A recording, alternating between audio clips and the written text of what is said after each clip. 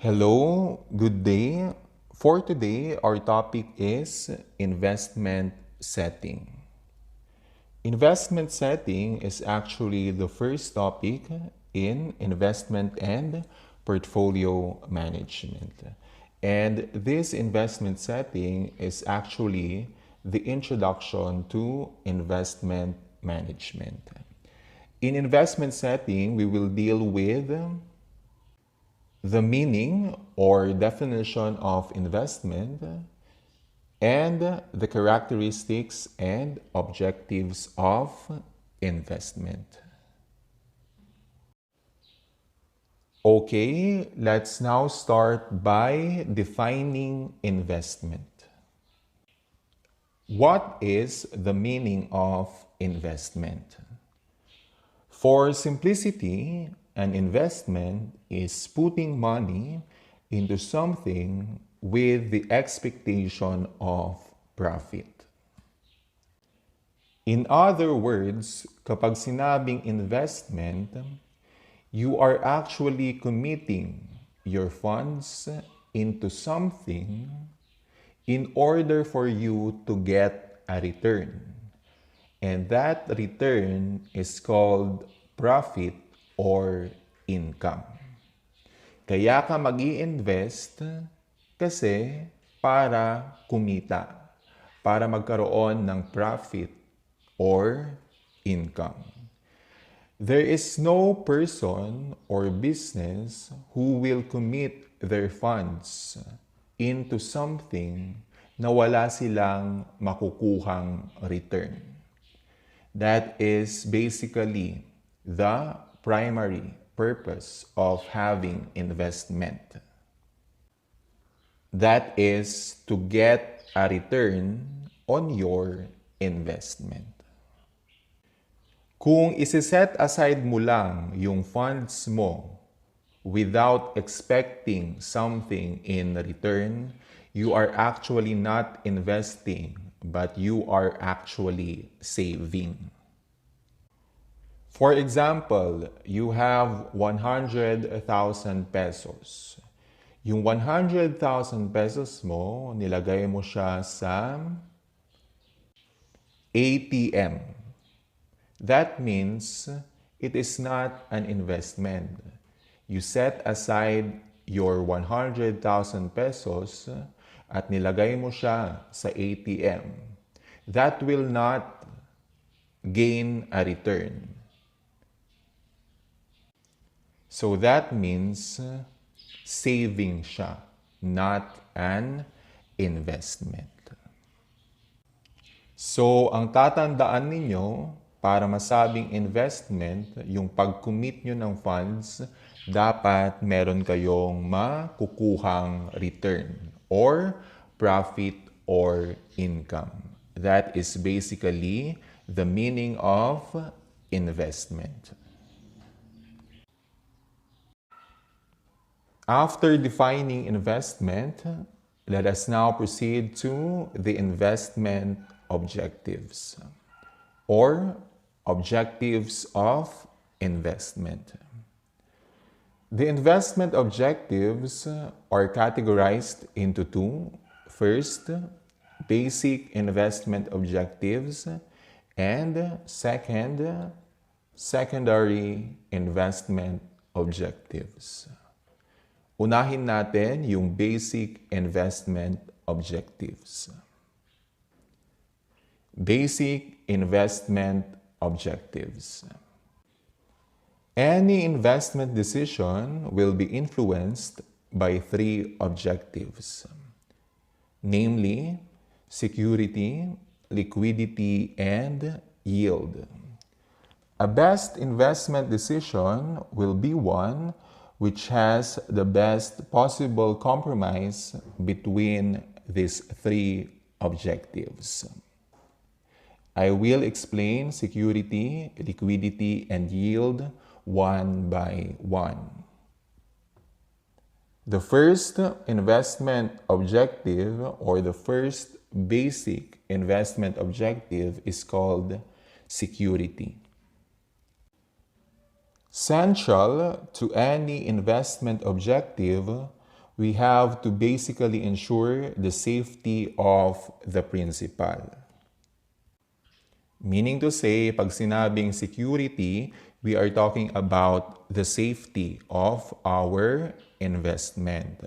Of course, dapat secured ang ating investment. Pag nag-invest ako ng 100,000 pesos, of course, intact pa rin yung 100,000 pesos. An investor can afford to lose the return at any given point of time, but he cannot afford to lose the principal itself. That is very true because kung nag-invest ako ng 100,000 pesos, dapat at any given point of time, dapat meron pa rin yung 100,000 pesos kahit wala na akong return.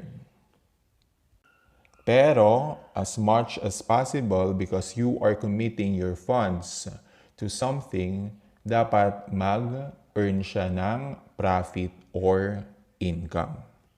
But we cannot afford to lose the principal itself. We can afford to lose the return, but we cannot afford to lose the principal itself.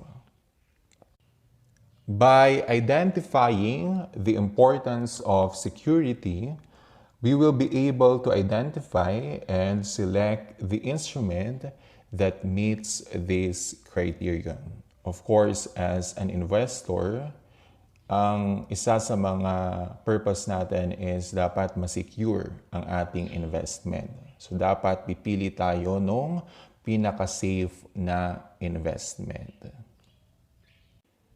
Actually, the safest investments are usually found in the money market and include securities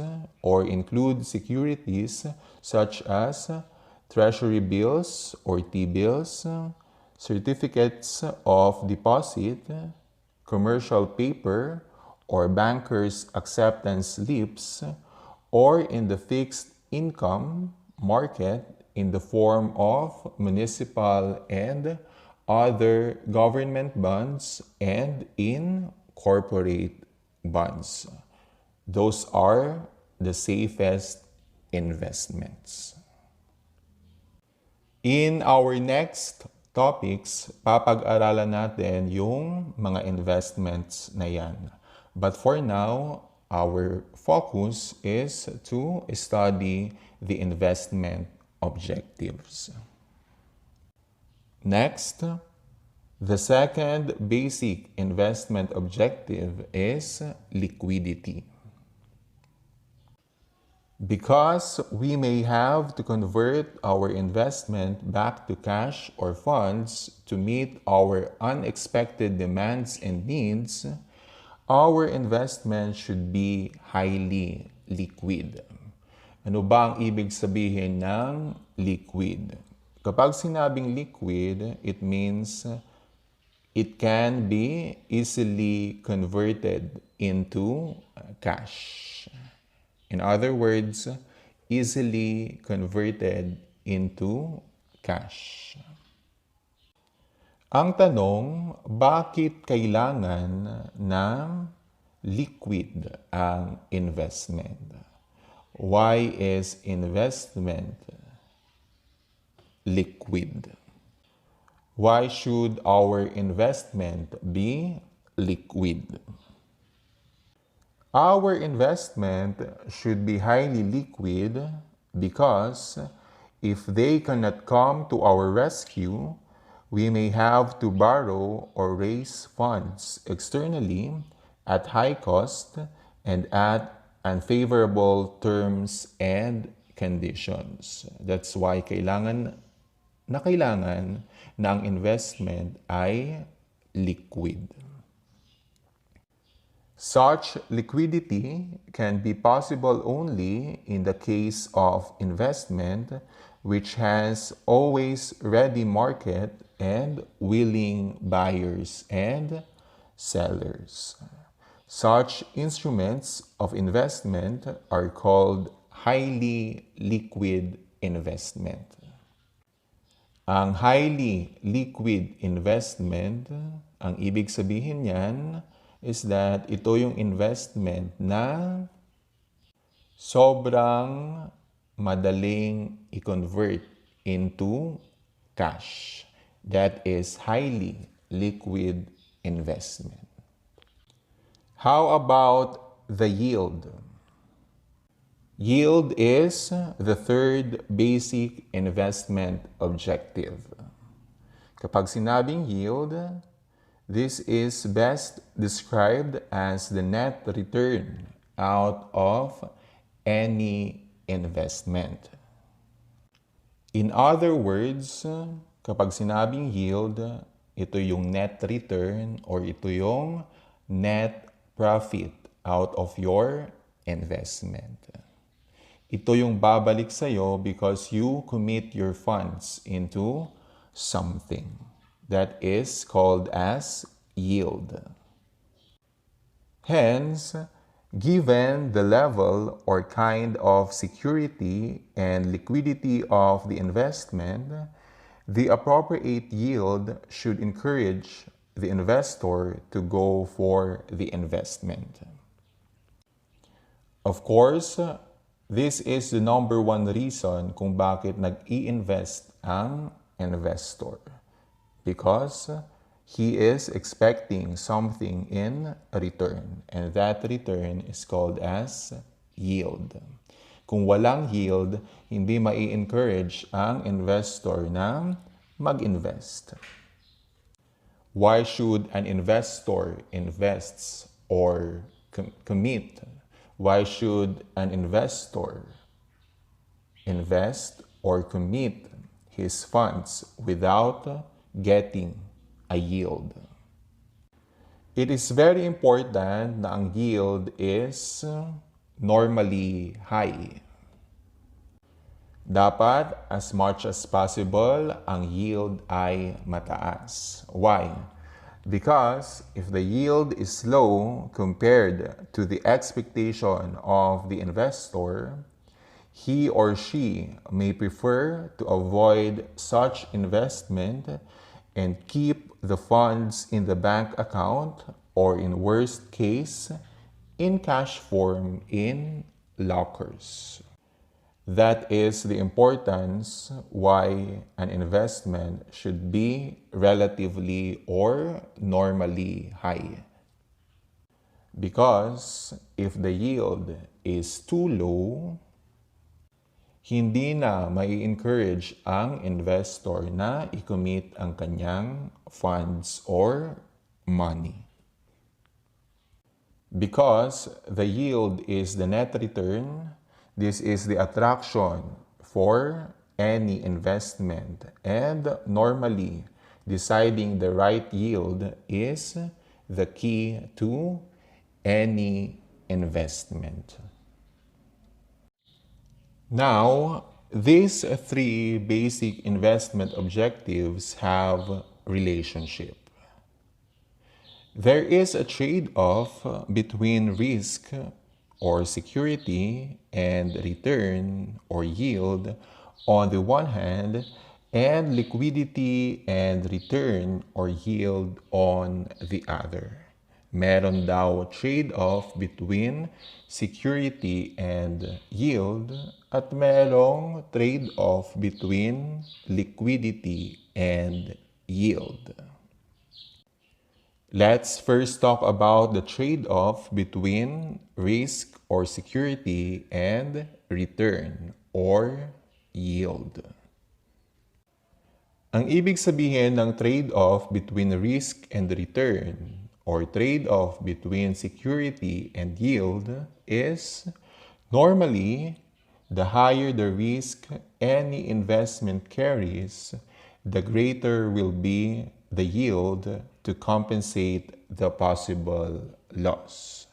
Meaning to say, yung trade-off between risk and return ay the higher the risk, the higher the return. So kung gusto mo ng mas mataas na return, you have to risk more.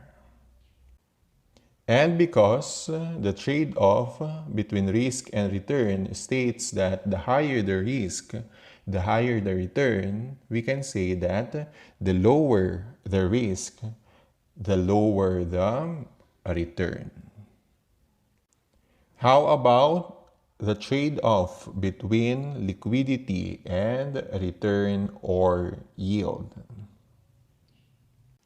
The trade-off between liquidity and return or yield is that when the investment is illiquid, the returns will be higher, as no normal investor would prefer such investment. Nasabi ko kanina na ang investment should be liquid because if the investment is not liquid, an investor may have to borrow or raise funds externally at high cost and at unfavorable terms and conditions. That's why kung ang investment is illiquid, walang investor ang may gusto niyan. Pero take note, kung ang investment kasi is illiquid, mas mataas ang return. Although ang investor hindi niya ma-convert yung kanyang investment into cash ng mas madali, or although the investor cannot easily convert its investment into cash, mataas naman ang return. Yan yung sinasabing trade-off between liquidity and return or yield. Of course, when the investment is illiquid, the returns will be higher. We can say that when the investment is liquid, the returns will be lower. Yan lang ang ibig sabihin ng trade-off between liquidity and return or yield. As a summary, the higher the risk, the higher the return. The lower the risk, the lower the return. When the investment is illiquid, the returns will be higher. And when the investment is liquid, the returns will be lower. After studying the basic investment objectives, let us now study the secondary investment objectives. Actually, there are two secondary investment objectives, and they are first, tax minimization, and second, marketability. The first secondary investment objective is tax minimization. An investor may pursue certain investments in order to adopt tax minimization as part of his or her investment strategy. A highly paid executive, for example, may want to seek investments with favorable tax treatment in order to lessen his or her overall income tax burden. Now, you must be aware that tax minimization is legal. Ang illegal ay yung tinatawag na tax evasion. Ano nga ba ang difference ng tax minimization sa tax evasion? Kapag sinabing tax minimization, this is otherwise known as tax avoidance. Tax minimization refers to any act or trick that reduces or totally escapes taxes by any legally permissible means. This may be done by selecting tax options allowed by the law, which minimizes tax liability, or by careful tax planning to reduce tax exposure. As I said earlier, tax minimization or tax avoidance is legal. Why? Ang ginagawa kasi sa tax minimization or tax avoidance is that pinag-aaralan ng mabuti yung tax laws, and by careful planning and selecting tax options na inalaw ng batas, malilesen or magdidecrease ang kanilang tax liability. Magdidecrease or mababawasan ang babayaran nila sa Bureau of Internal Revenue. Since yung pag-select nila ng tax options ay allowable naman ng law, ang tax minimization or tax avoidance ay legal because that is allowed by the law. Yung illegal ay yung tax evasion. Tax evasion is otherwise known as tax dodging. Tax evasion or tax dodging refers to any act or trick that tends to illegally reduce or avoid payment of tax. This can be perpetrated by undue understatement of income, overstatement of expense, or non-declaration of income. As I said earlier, ang tax evasion ay illegal. Usually, ang ginagawa sa tax evasion ay yung non-declaration of income. Sa non-declaration of income, hindi dinideclare ng taxpayers ang kanilang income or ang kanilang totoong income sa income tax return. And that's what makes tax evasion illegal, because taxpayers must declare all of their income sa income tax return. Specifically, yung mga active income nila. Again, sa non-declaration of income, hindi dinideclare or hindi sinasama ng mga income taxpayers ang kanilang income sa income tax return na dapat ay ilalagay nila. Another example of tax evasion is yung undue understatement of income. Kapag sinabing undue understatement of income,